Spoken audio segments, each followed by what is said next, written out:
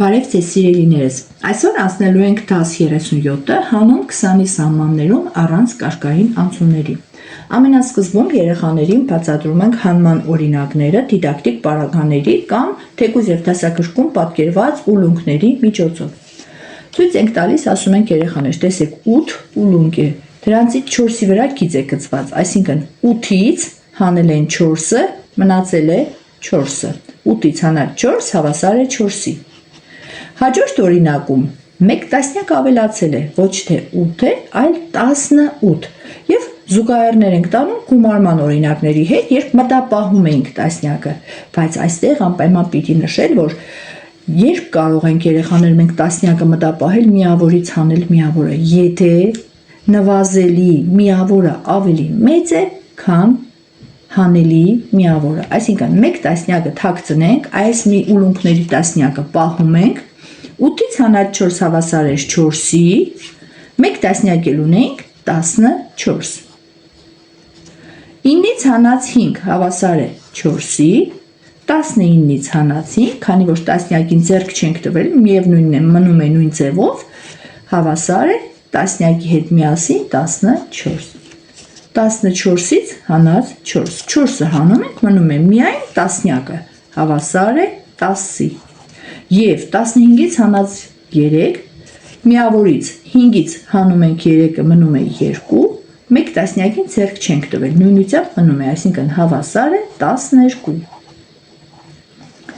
Առաջադրանք 4-ն ենք կատարում, որքան են ժապավենների երկարությունները։ Նայում ենք, կանաչ ժապավենը 2 սանտիմետրով կարճ է կարմիրից,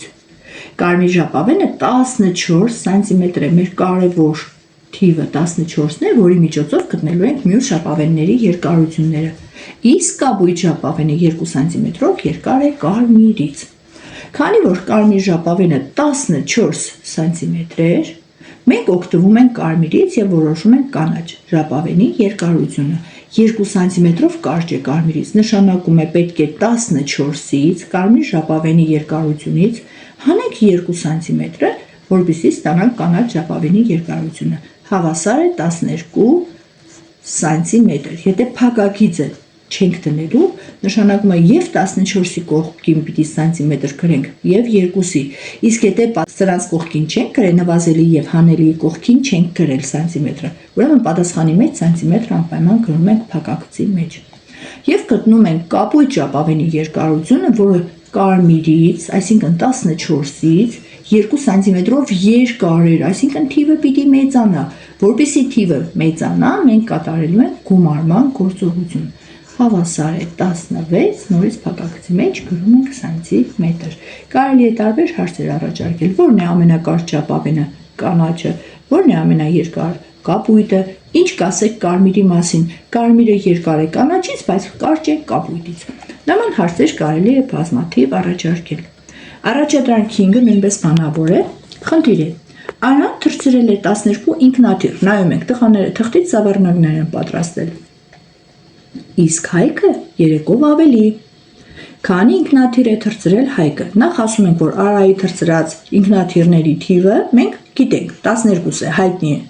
իսկ Հայկինը 3-ով ավելի է, նորից հարցնում ենք, եթե ավելի է, թիվը մեծանալու է, թե փոքրանալու երեխաներ, ասում են 12-ին պիտի գումարենք 3, այսինքն 12-ը մեծացնենք 3-ով և կստանանք 15 ինքնաթիռ։ Առաջադրանք 6-ը, տրված թվերից որն է մտապահել այգը, որը անի։ Բազմաթիվ թվեր կան, տեսեք, գրված է 9, 3, 17, 6, 10, 14, 7, 12, կարելի է երեխաներին առաջարկել այս թվերը դասավորել աճման կարգով, նվազման կարգով, երբ թվերին լավ ծանոթանում են երեխաները, կարելի է կատարել հետևյալ առաջադրանքը։ Եթե այգի մտապահած թիվը փոքրացնենք 2-ով, կստանանք 12, այսինքն այգը մտապահել է մի թիվ, որը եթե փոքրացնենք, հանենք 2, կստանանք 12, որ թիվն է մտապահել այգը։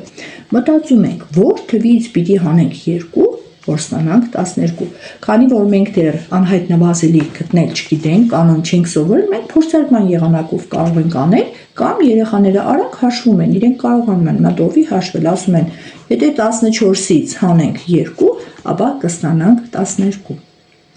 Եթե անի մտապահած թիվը մի 13-ով, ապա կստանանք 18, ինչ որ մի թվին, եթե գումարենք 3, ապա կստանանք 18, որ թիվն է այդ թիվը։ Կարելի է սրանք փորձարկել, բայց արագ հաշվող երեխաները կարող են միանգամից գտնել եւ ասել 15-ին գումարած 3, որպեսզի մյուսները չխեղճանան, կարելի է մի քանի աշակերտի առաջարկել, որ իրենք մտածեն։ 18-ի մեջ ասում ենք մտապահենք տասնյակը, 3-ին ինչ պիտի գումարենք, որ ստանանք 8։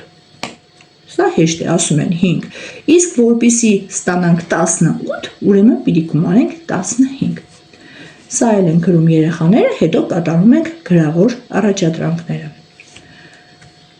Առաջադրանքի երկուսը արդեն բացատրված է, երեխաներին կարելի է առաջարկել գրել ինքնուրույն։ Եթե 6-ից հանում ենք 2, ստանում ենք 4,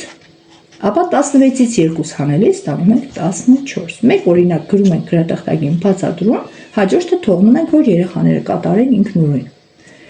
Առաջադրանք 3-ը հաշվել արտահայտության արժեքը։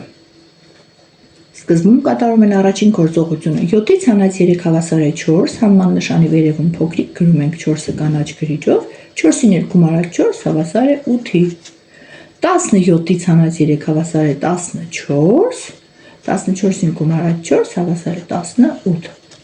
Նույն ձևով կատարում են մյուսները, կարելի է անվանական թվերինը բացատրել, 12 կիլոգրամից հանած 2 կիլոգրամ հավասար է 10 կիլոգրամը պարտադիր գրում ենք կողքին։ 18 սանտիմետրից հանած 8 սանտիմետր հավասար է 10 սանտիմետր։ Եվ ամենավերջում կատարում ենք առաջադրանք 7-ը, գծում են եռանկյուն, ինչպես ցույց է տրված նկարում։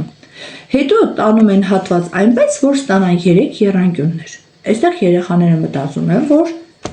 կարելի է մի քանի եռանկյուններ ստանալ, ենթադրենք այս ձևով, եւ երեխաներն ասում են, սա 1 համարի եռանկյունն է, սա 2 համարի եռանկյունը, ասում ենք, բայ երրորդն էլ այս երկուսի միասնական, այն ամենասկզբի եռանկյունն է։